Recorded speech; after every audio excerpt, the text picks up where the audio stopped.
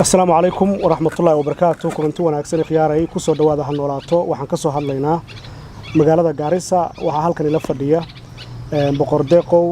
macallin Maxamed Sandul oo ah nin caan ah oo kamid ah dhaqanka Soomaalida maanta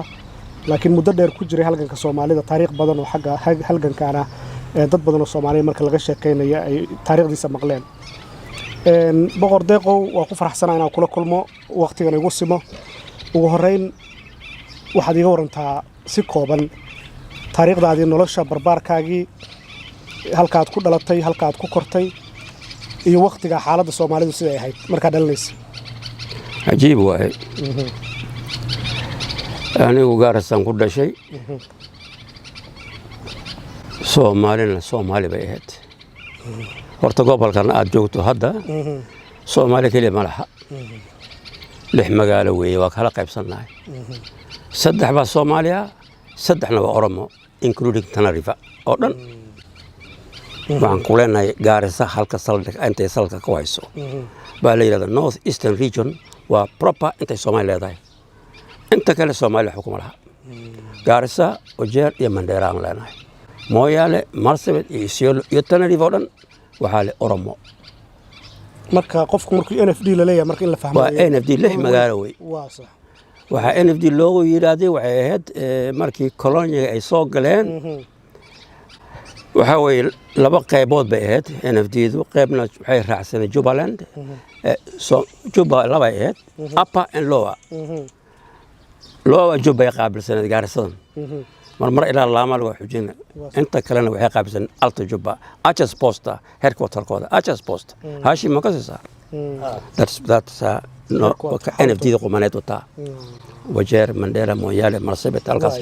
markaad dhalanaysay waqtigaad dhalatay iyo waxaad iga sheekaysaa 1937 baan dhashay Gaarisa lix sano iga weyn tahay Gaarisa asaaskeeda Gaarisa lix sano iga weyn tahay marka 1932 meelahaas la aasay 37 baan dhashay anigu this area ada halkan aan deganahay aan ku dhashay marka meesha soo marayna lagu yiri lo'dooda daaqi jirta dhulka waaye waqtiga marka aad barbaarka ahayd oo caruurta ahayd Soomaalidii jirtay see u ekayd Soomaali waxaa jiray kicin soo kacay afartameeyihii sagaal jir bana anigu Somali Youth League baan member ka ahaa SYL aabahena member buu ka ahaa Kismaayo aasayaashii Kismaayo ka mid ahaa ina suldaanna uu ahaa Gaarisa anigoo sagaal jirna Gaarisan ka noqday 1946 xibin فهمت aad marka dadku dad fiican oo Soomaali ah oo diinta aad ugu adag xishoodna leh waa isdila jireen Soomaali laakiin ma u badneen dad aad isu qiimeynay bay ahaayeen marka adiga qoys oo SYL ah ka timid SYL baa ku jiray 1946 adiga marka waxaan maqlay in xitaa mar lagu masaafuriyay oo Ingiriiska isqabateen bal iga sheekay taariikhdaas waxa way 1946 baan ka mid ahaa xibin ka mid ahaa SYL ragii la xiray 1948 ya haddana ila galay xabsiga 1963 ayaa laga qaaday inta kiini laga qaaday waxaan ahaa xoogayihii guud xisbigii u halgamayay Soomaali weyn NPPP 28 nin baan ahayn kulligaana waxaan ku xirnay Manyani laanta buurti Kenya laanta buur ma qashaga waa maqladaa laga sheekaha xagana waan galay meesha xabsiga soo gashay xagana waan ka galay haye inta lix sano ku jiray waaye Ingiriiska marka waa la masaafuriyaad maqlayso inta laga qaaday waxa la geeyay Manyani waa meesha lagu laayay Kikuyu markuu ragooda halgamay Kikuyu maamaaw 28 baan ahayn wax Soomaaliya kulli waa Soomaaliyan lix 28 kanaga waxay ahayn reer Gaarisa reer Isiolo reer Wajeer reer Mandera sababta leedin xiray maxay ahayd marka Soomaali baan doonay gumaysiga ka soo jeedeen waxaan doonay inaan ka goono wadankan Kenya la yiraahdaa ummad Kenya la yiraahdo ma jirto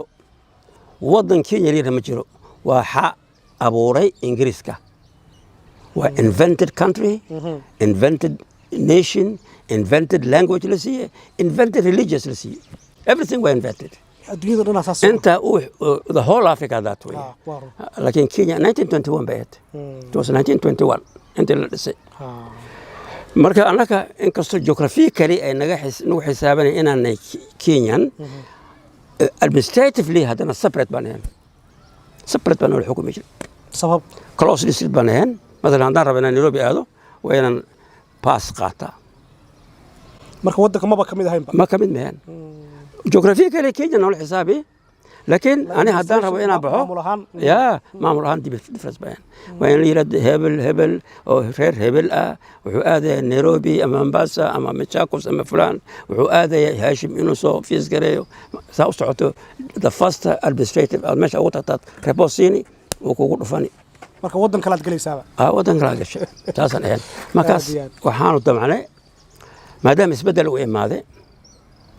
إنجليزك uu haystay waddankanayto wax uu ku tilmaamay isbedelka hawada Ingiriiska inaan ka mid noqono hadii waayayd waddankii dad kala nooca 40 iyo horido ummadood waayaan isku afeen isku dhaqaneen isku waxbeen waliba isdaraabi jirnay marka Soomaalidan inaan raacno taasan yaanu mabdiinu ahaa nabda anaga ahaa ila xad wana la wada Ingiriiska wuxuu noo soo diray commission wana weydiiyey waxaan doonayno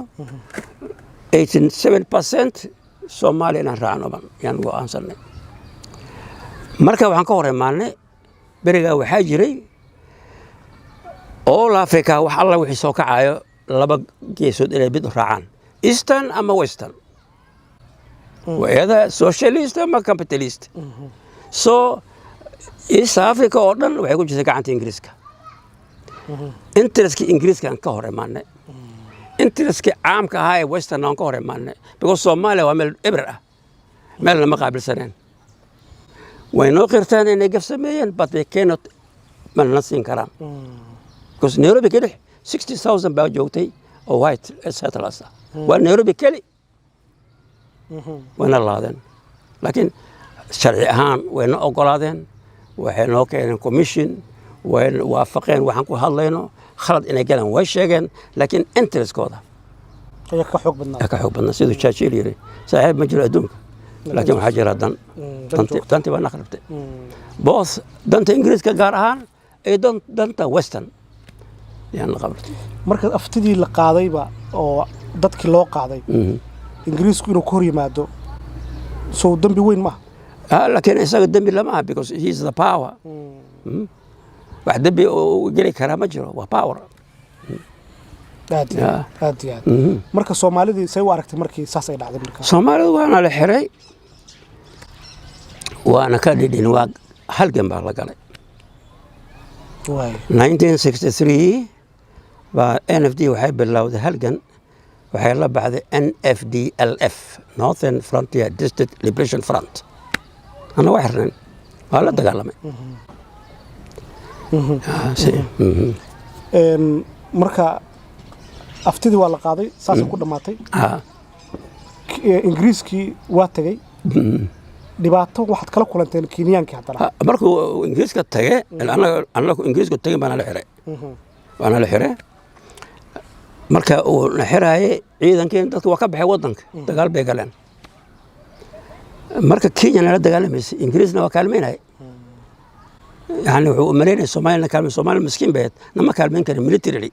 هم يهان لكن كينيا ميليتري أهان أنا أكو فلان لكن إنجليز كان جاهلي قبض فلدي مركا كينيا مجا كينيا اللي هو جيش بنات ما حد كحصتها وحكا حسنا وحليل وقارا قصاكا سوقي قارسة مجاميري وبند كوا ويناوي لكن دلك حسكا عادي بها qofka Soomaaliya dhigiisoo banaana waa u banaanatay wagaala iyo gaarisa gubaay iyo waxa soo dhan maxaa sababay sababtan dhaqdhaqaaqa jiray gobonimo doona si handii ninka yar meel wax ku dhufto wixii reero meesha deganaa dhabaa la xasuuqay 2010 kan umaleynaya markii ugu dambeysay dastuurka afti loo qaaday Kenya dastuurka Kenya afti loo qaaday Soomaalida hadda way kamid ahayd aftidaaseed u aragtaa annaka afti aan ka midnahay ma jiro ma jirto sideedaba stiil mas'alada way taagan tahay stiil mas'aladii soomaali weyn way taagan tahay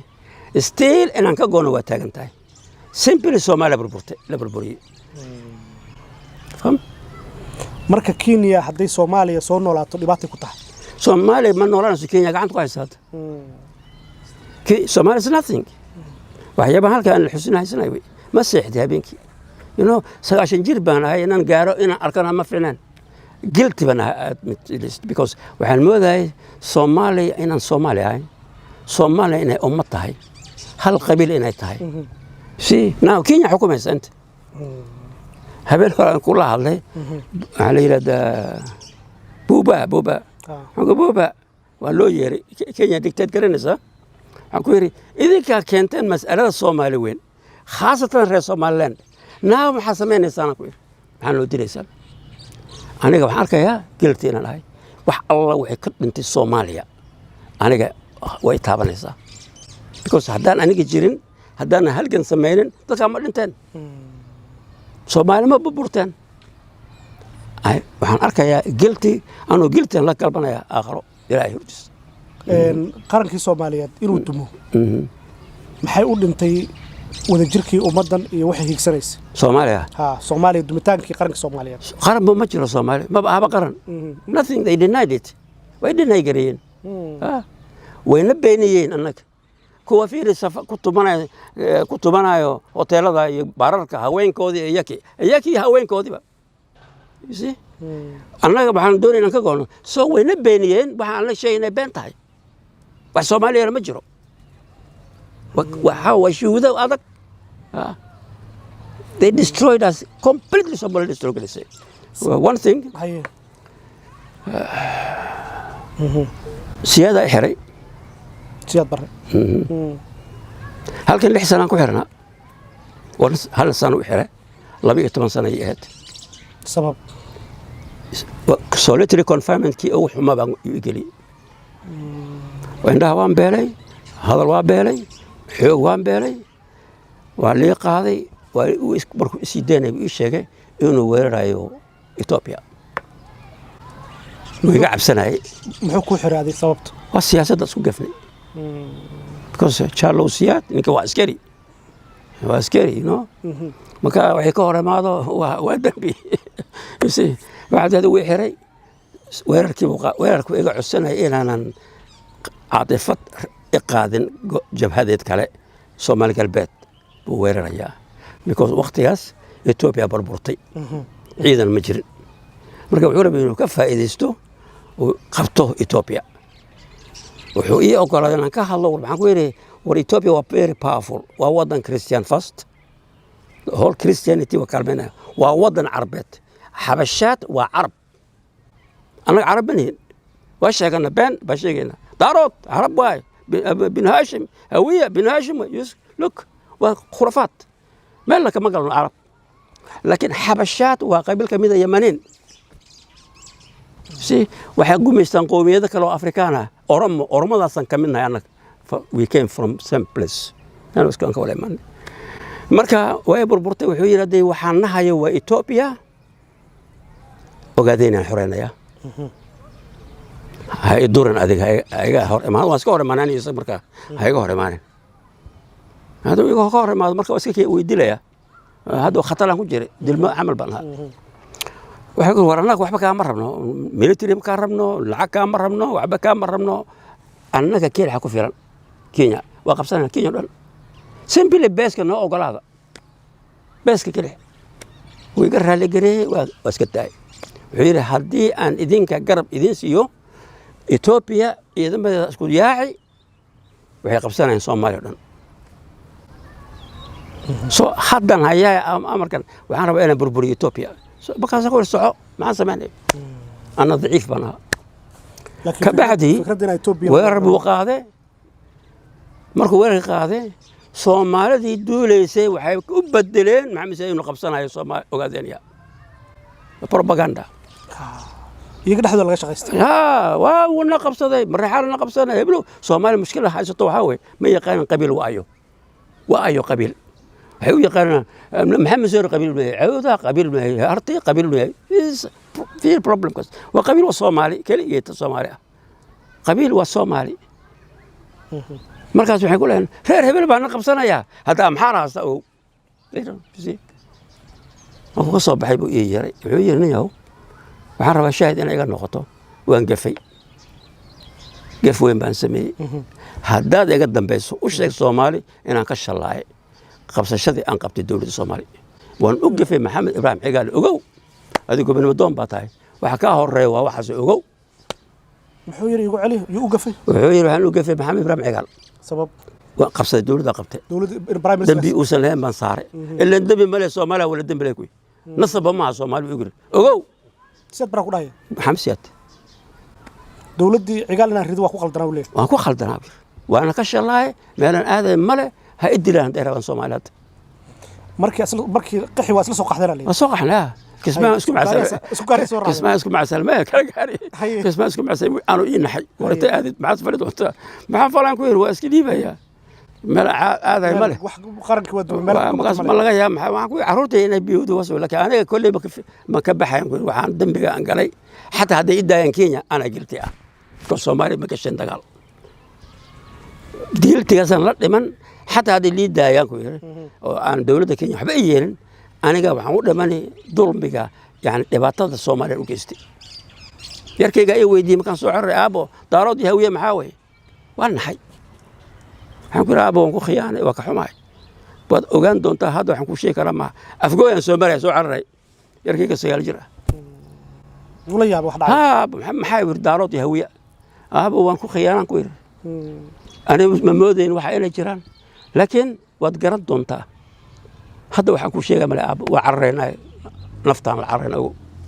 هاي قرنكي سوماليات محبر بري قرنك واد أبو محبر بري يا محبر بري محاو سبب هاي ردوا وح سبب حبا يراته يعني ده وحبا له موت وقبيل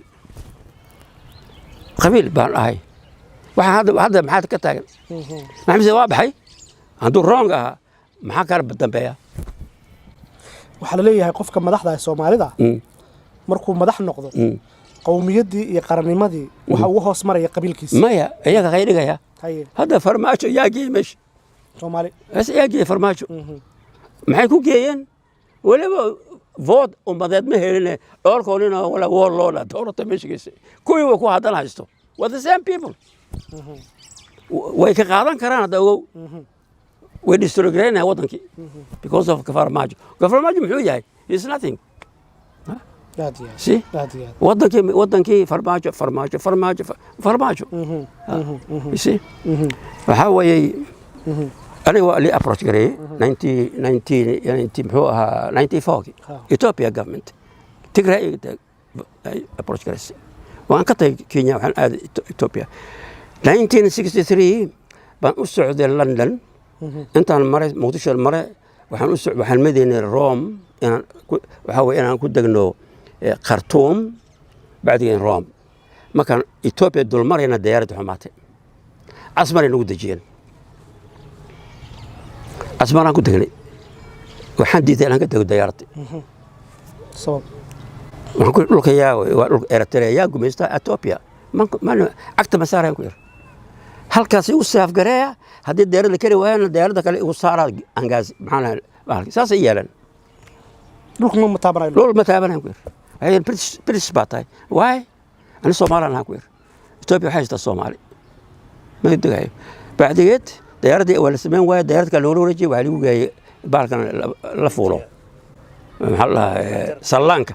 salaan lagu geeyay diyaaradda kale dhulkii sida aha yaa 94 tagay أنا أحتاج البارك يا إلا قبكوا مشكلة عديم وياه وانجاه ورسنا ما لزنا والحكومة مش ما لزنا والسومال نجوني سومال قبلنا ولا ما ملسي وي أبروش كري أنا واحد تاني كرو لكن أنا فوليو سياسة دودا سياسة وحاجة الصومال الغيب صدق كينيا غيب بيها شيء كان غيب غيبت كينيا waxaa lagu murmay kismaayo waxan inaan qaybtaas galo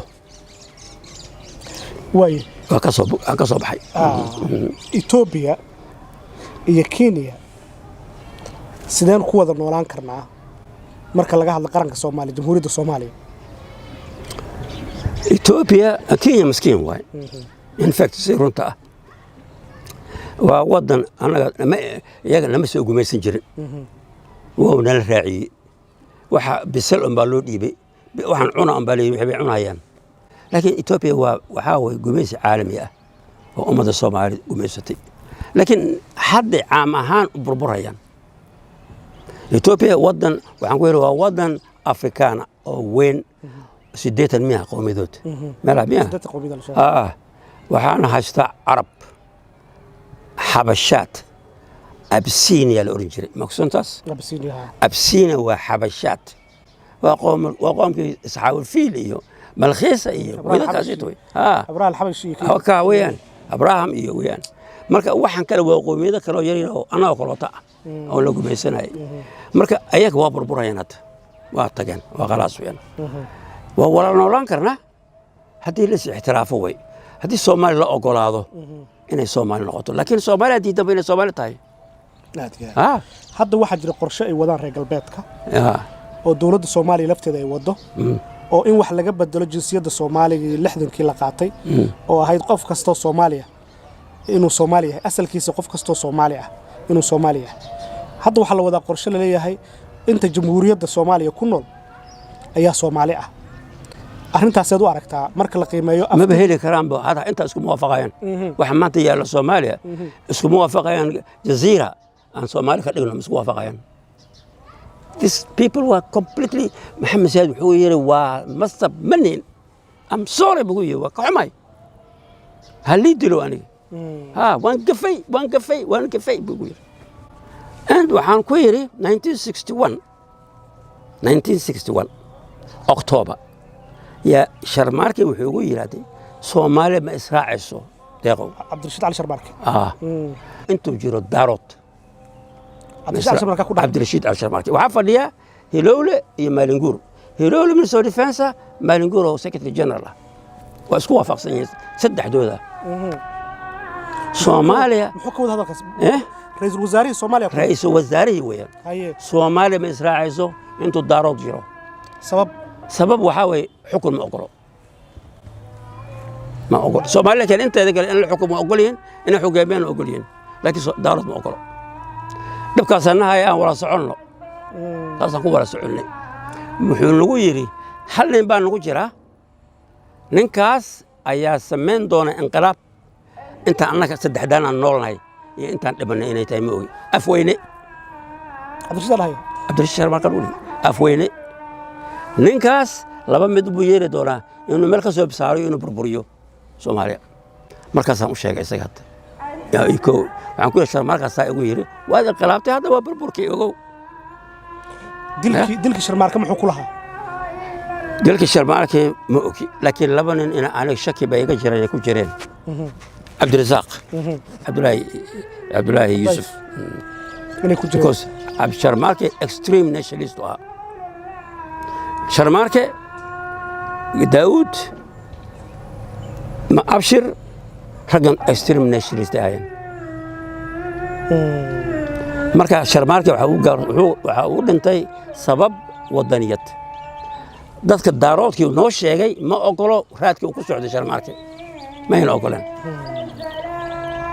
بعير واحد سيأكل حاجتان قعدت قاستان شرماركة أنا وحاول أفرض أقولن أسوأ maxaa keenaya marka maxay cabsidaas u dareemayaan inay xukunka ama haystaan ama la kala tago maxaa la kala tago maxaa kooga waxa weeye waa tabciyan arabana sheegana ay rabno meel ka keenay cabsi ma jirto kuwa cashidoyto waxa dhiri bisha mawlidka markay gaadho uu istaagay nabigu caarida kuwan oo waxay reerahooda iyo nabiga maxaa u dhaxeeyay kuwan warsada ogaadina war reerkaas ay reerka iyo nabiga maxaa u dhaxeeyay magasay qosleen waxaan ku yiri laasim dagaal baa jira arab bad ahaadeen reerahaas carabtii la dagaalamay sayidka nabiga ay ahaayeen maxay nabiga ku diray nabiga waa mubashir lama xasuusan karo waay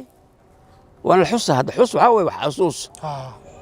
ninka col nabigu qaba marka laazim reerahooda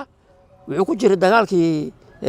maartay islaamnimada wuxuu ku jiray ku yiri dadka saliga nabiga diidaya wax ka xumaanay laazim waxaan ku yiri reerahooda iyo dagaalka ku jireen nebiga teeba weli wadaa baan ku yidhi cuqdadii marka sidaa weeyaan waaya ugu dambayn maxaa tala ah maanta oo aad dhihi lahayd taladaasaan siinayaa soomaali qofkii taladaada dhegaysanaya maanta wallaahi wax miyir qabo loola talinay hadda waan iska kaa aqbalay inaan saa u hadlo inaan hadlo ma rabin waa xoogaa marmar baa iska kay warwareystaayo waan calool xumahay waa inaan ku dhuftaan khatar u ahay waana timekayga waa gaaray waxaan ku dhawaay albaabkan garaacayaa malakumoodka inaan ka tago adduunka aad baan u jeclaan lahaa waxaa weeye soomaali waa inay isu imaataa wixii dhacay ilaahay laga baryaa laga ducaystaa soomaalnimo in loo noqdo daarood iyo hawiye iyo der iyo waxaa midna ma leh soomaali hadda 4.5 ay ku qaybsadaan wax waa kala qaybintii permanent aheed wey marka 4.5 soomaali ma ku socon karto soomaali ma ku socon karto daarood iyo hawiye iyo der iyo heblow soomaali waa hal qabiil ah ilaahayna wuxuu siiyey diinta islaamka aheed inay tixgeliyaan at least haddii wax kale weeye inay aakhara kale in xasuustaan nin walba inuu aadi doono aakharo su-aashaani ka horeyso waxaa aniga hadda la ooynaya waxaa weeye wax alla wixii soomaali gaaray oo dhintay aniga dambi baan ku leeyahay because gobnimo doon baan ahaa haddaana aniga jirin soomaali ma burburteen waxaana kula hadli lahaa soomaali waxaa weeye adduunka waxaa noqonay dadka ugu hooseeyo akhaska ah in akhaska laga baxo sida looga bixina waa in la qirtaa inay yihiin soomaali laga baxa waxaa lagu jiro أبو إن شاء الله عفماد الله كسيو ما سنتهي شكرا